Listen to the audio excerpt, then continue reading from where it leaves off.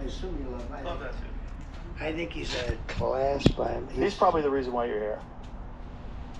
I don't know, maybe. He's one of the big ones.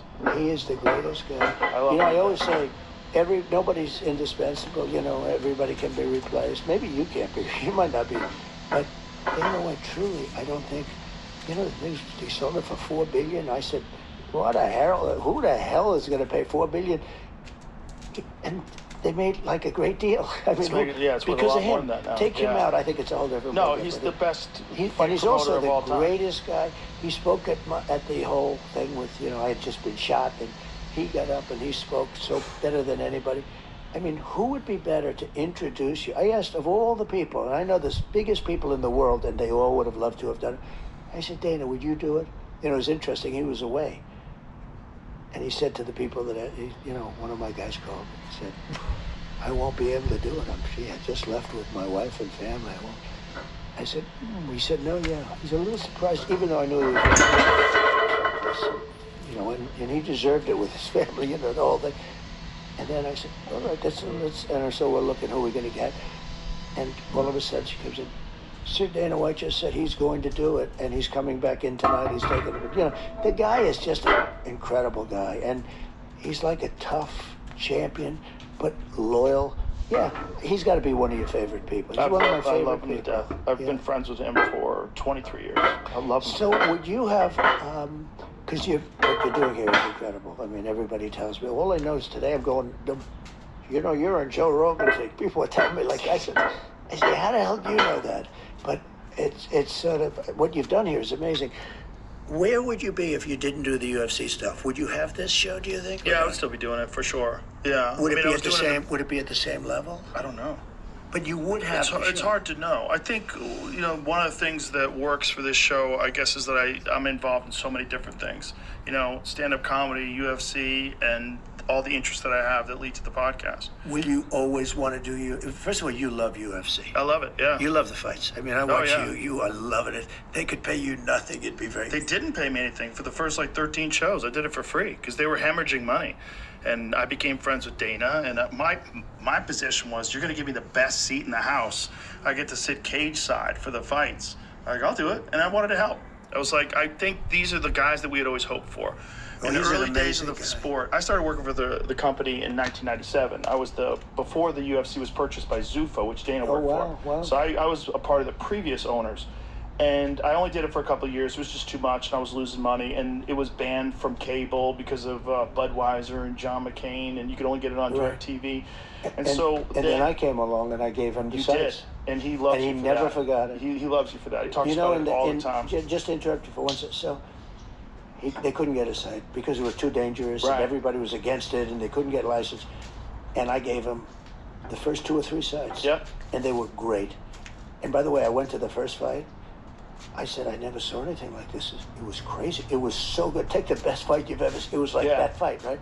It was so good that I gave it to him again, and all of a sudden it caught on. But when I wasn't in vogue, I've had time. You probably never had a time, but I had times when I wasn't exactly in vogue. Dana, they called him. He said, he's the greatest guy. There's nobody like him. He said, I'll never say anything bad about that guy because when I needed, because they were having a hard time at the beginning. They almost pulled the plug a couple of times, right? He said he stood up and he gave us stuff that nobody else gave us and nobody wanted anything to do. And he said, I will never, and there was a time where it would have been very popular for him to say bad stuff about me. He said the greatest stuff about me. He said, you're going to try and get me to say bad stuff about Trump? I'm never doing it. No, so he's a very loyal guy. He's a fantastic guy. A perfect guy to be at the helm of something so controversial as the UFC. Less controversial now. Well, now it's huge. Yeah. Well, this was always the thing that I would hope that it would be. I always knew that it was unbelievably entertaining, but I just didn't know if maybe I was crazy. Maybe I loved it because I've had this long history of being involved in martial arts, and maybe like other people just think it's too violent. But can boxing make it? Yeah, boxing's still a great sport. I love boxing. But it seems to be so unimportant now by comparison to UFC, don't you think? I think, well, Dana is working with the Kingdom of Saudi Arabia. They're going to start promoting boxing now, and with Dana at the helm of it, I think boxing can return because the thing is, they want to make fights that other people, maybe, promoters don't want to make because they want to protect their fighter. Controversial fights where, it's dangerous. Like, you don't know, this guy could lose. And so the Saudis, they're smart. They just offer a tremendous amount of money, and they're putting together fights that no one else can put together. They're doing that in boxing. If Dana's involved, he'll probably make it good. The amazing thing in fighting, no UFC fighter, they say, has ever died. And it looks to me much more violent than boxing. Many boxers have died. Isn't it interesting? And Dana tells me because they take so many shots to the face. Yes, and there's also no other options to preserve yourself, to protect yourself. So if you get hit in a UFC fight, you can clinch.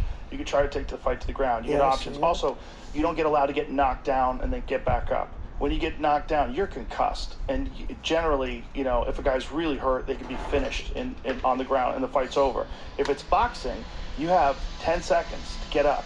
You get up, your head kind of clears, but you're still in real bad trouble, and you can kind of run away and survive until the bell rings. Yeah. They're only 3-minute rounds, and then you start again. So you're getting repeated punishment to the head. Yeah. And then there's also the issue of guys weight cutting, which is a problem with the UFC as well. But weight cutting in boxing has led to, if you look at deaths in boxing, there's very few of them in the heavyweight division. Most of the deaths in boxing are the lighter weight divisions, because when guys dehydrate themselves to lose weight, to make weight, their brain is the last thing that gets rehydrated. Like, it's very difficult to completely hydrate your brain quickly. And you only have 24 hours between the weigh-in and the fight. And it used to be the weigh-ins were the day of the fight. Like when Boom Boom Mancini had a fight with Deku Kim and killed him in the ring, which is one of the last ones on television that we've seen. That's right. That was a crazy event for people and heartbreaking, and it led to a bunch of different changes. And one of them is day before weigh-ins to allow people to rehydrate better, and the other one is they dropped it from 15 rounds down to 12. Which, look, they should do that again. I'm not the fighter, but those 15-round fights were unbelievable. They were unbelievable. Unbelievable. Yeah, you go back to the golden age. Yeah, in terms of entertainment. Oh, yeah. Those were the championship rounds. Those were the greatest fights.